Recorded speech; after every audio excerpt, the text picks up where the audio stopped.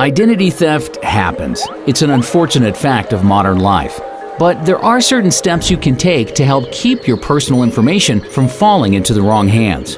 Every day you do things to protect what's most important to you. And you know what? You do them almost automatically. Routine things like looking both ways before you cross, brushing your teeth, and buckling your seatbelt. Another routine to get into is keeping tabs on your identity and personal information. Here are 5 easy ways you can do it. Read your credit card and bank statements carefully and often.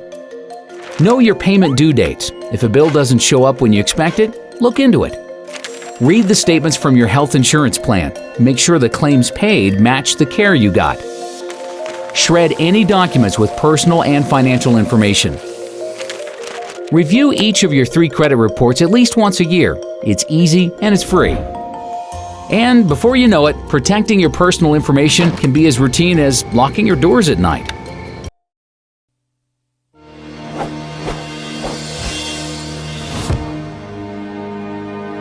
Somebody took it away from me in the blink of an eye. In less than a month, this woman destroyed what I had worked for 15 years. I mean, your credit score is basically all you have. I was mugged, they got my information. It can really negatively affect your life. Then they went off with the information and basically became me. I feel it's a loss of control that someone's out there pretending to be you and doing things in your name that can come back to haunt you. Somebody was using my name and all my personal data. They'd done it all. I just didn't even know where to start. They had a long record. It's a terrible feeling. Identity theft. It happens when your personal information is stolen and used without your knowledge. It's a serious crime that can cost you time and money, ruin your credit, and destroy your good name. When I was a victim of identity theft, my mail had been stolen. I was shopping at a grocery store and someone took my wallet. I think I made a purchase and they stole all my debit card information. My briefcase had been tampered with, and when I looked in it, I saw that my passport and my driver's license, which I had in there, had been taken. Everyone needs to be conscious that identity theft is real. When you get news that your identity has been potentially stolen, it's sort of this open-ended problem that has occurred, and you don't know what's going to come of it. First is to stop and look in your wallet. What are you carrying around? And if you lose your wallet, are you giving somebody else an opportunity to commit identity theft? So avoid carrying around any identification that has your social security number on it in your wallet, because that can be used very easily and efficiently by identity thieves. The only place that social security card number should be is in your head, and protect it somewhere at home where you keep your other valuables. Deter identity theft. Protect your social security number. Shred financial documents and paperwork with any personal information before you throw them out.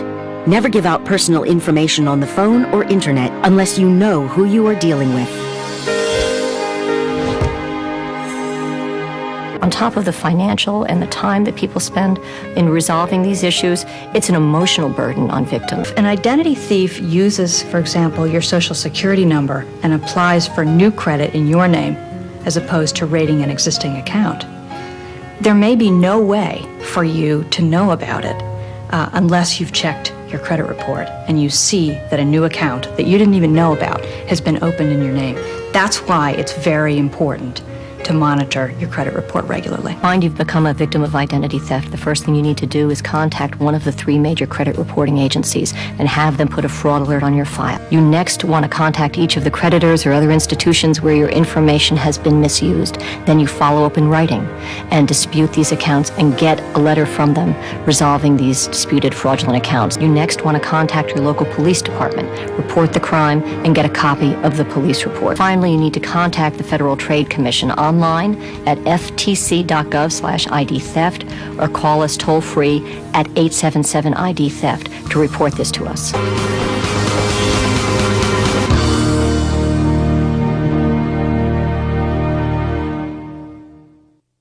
Identity theft is called phishing with a PH, and the bad guys are hoping you'll take the bait.